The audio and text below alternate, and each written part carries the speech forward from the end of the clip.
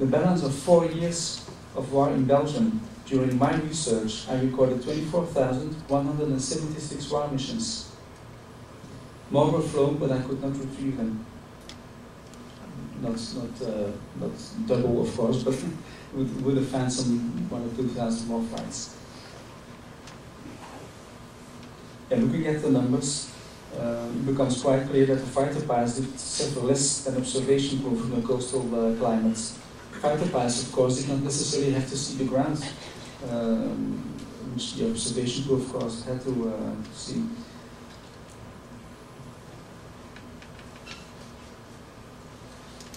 This slide clearly shows the increase of aircraft used by the Belgian Air Service from February 1915,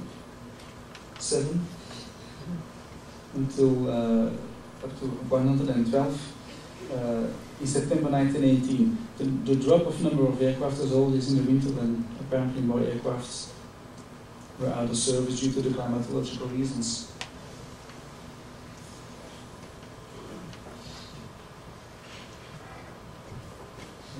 With this fine picture of number 4 Squadron in 1917, I'd like to thank you all for your attention, and I'd be happy to answer your questions.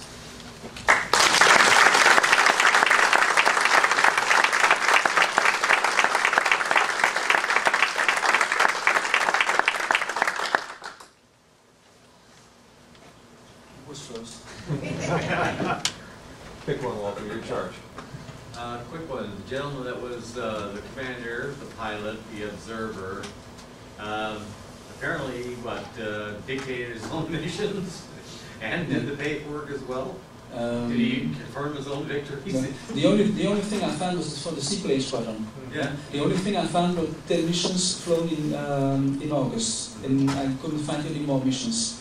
Perhaps the aircraft was destroyed. It was never mentioned. I don't know. Did he have mechanics, or was it just, you know? I think he must have had 1 or 2 mechanics. And a clerk, I suppose, to write down his missions. Thank you. Yes. 2 questions, Walter.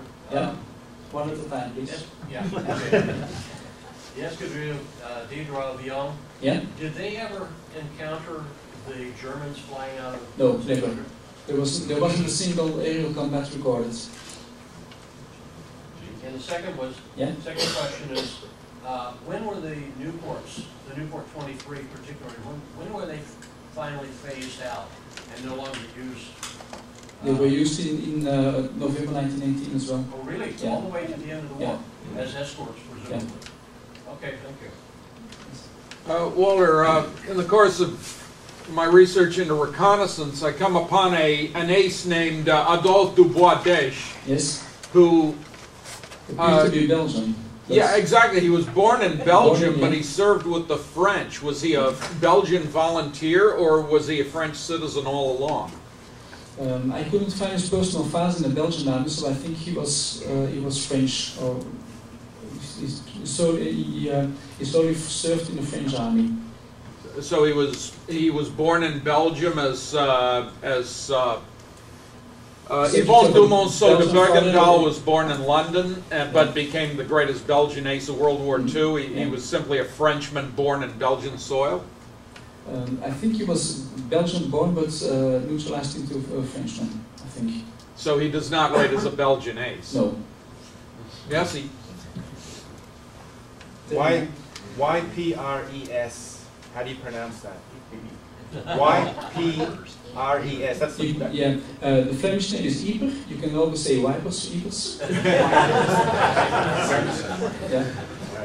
Also, when the king went to the front in the two-seater, yes, was he escorted by scouts? Most of the time he was. And there are rumors that the Germans knew when he was flying, so that they could aim a little bit further. Well, he was married to a German woman. So doesn't sound like a happy marriage. He loved his weasel anyway, so I don't know. Yes. What were the dogs' names? I don't know.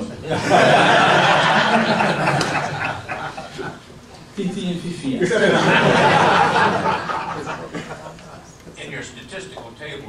separate reconnaissance from surveillance. Yes. What were the functions of the two?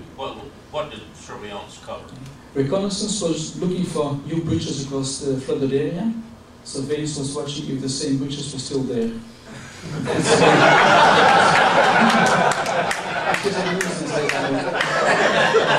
It's what we now call bomb damage assessment. Yeah. BDA. Was there any cooperation with British pilots during this time? Only to pick up crates of champagne. Not in the air. We had a lot of problems, especially the yellow flight of 100 and Mullenmeester, because they had the tails painted yellow. The German Marine felt yes, that too was painted yellow, so we were quite a few times attacked by British forces, which pretty much annoyed, of course, the Belgian pilots.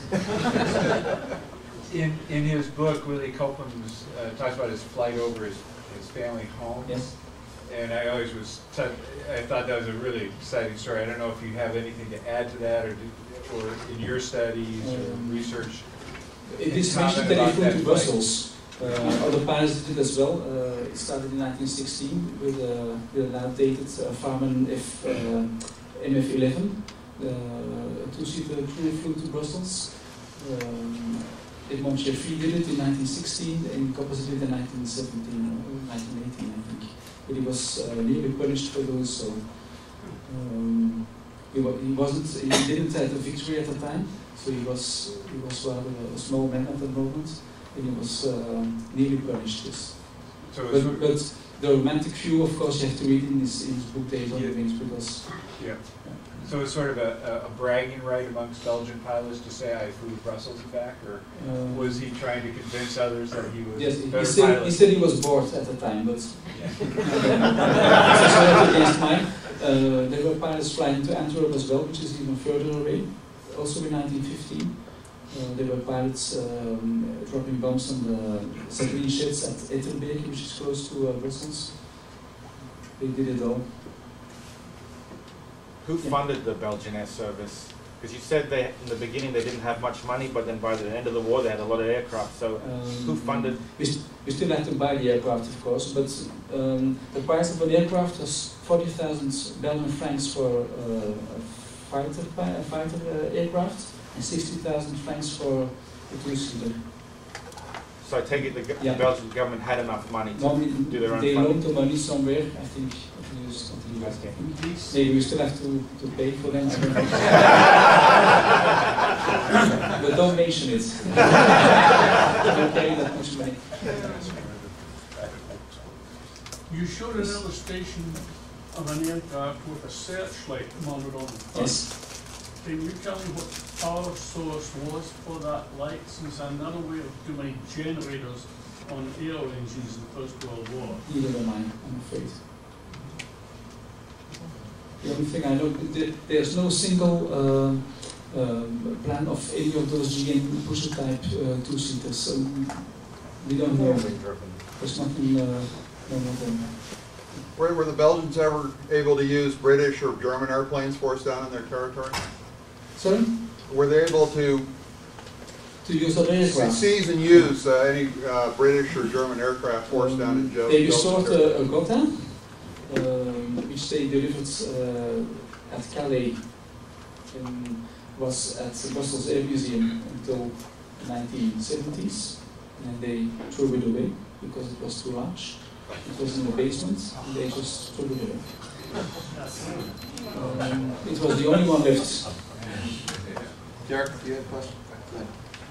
Yeah. I can only imagine that the Germans' use of Zeebrugge and Bruges for their submarines would have been very upsetting to the Belgians. Did the Belgian Air Service ever take any part in trying to bomb them, or? No, because it was too close to the population. Ah. The only thing they bombed on a regular basis was Gistel Airfield, because it was a very large airfield and there were not too many citizens over there.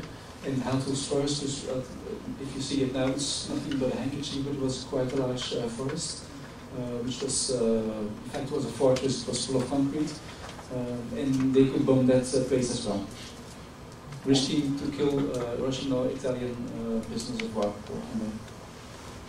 not citizens. A very civilized war. Yeah, it was. The pilots and the observers, were they both officers or were they No, both? pilots were most of the time they were NCOs. After they became a corporal when they received their rings. Yeah. They became sergeants when they were posted to the front. Then you had the first sergeant major, that was quite quickly, within the year. Then you were a year an adjutant, and then after a year you could become sub-lieutenant. But then you have to speak French, otherwise you couldn't get a commission. But in late 1917 and 1918, the French had to learn Flemish as well. Otherwise they couldn't get a commission either. One last question. Steve? A couple comments on previous questions. Yeah. The Kaiser made certain that German bombers, including Zeppelins, not hit the King of England, who was his cousin. Yeah. So it would not surprise me that if the Germans knew where the King of Belgium was, and he was married to a German, that they might have been forbidden from attacking him. The second thing is there were quite a few aircraft that carried generators with searchlights. British and French night bombers carried such lights to help with landing. Yeah, I suppose so, yes. Thank you all.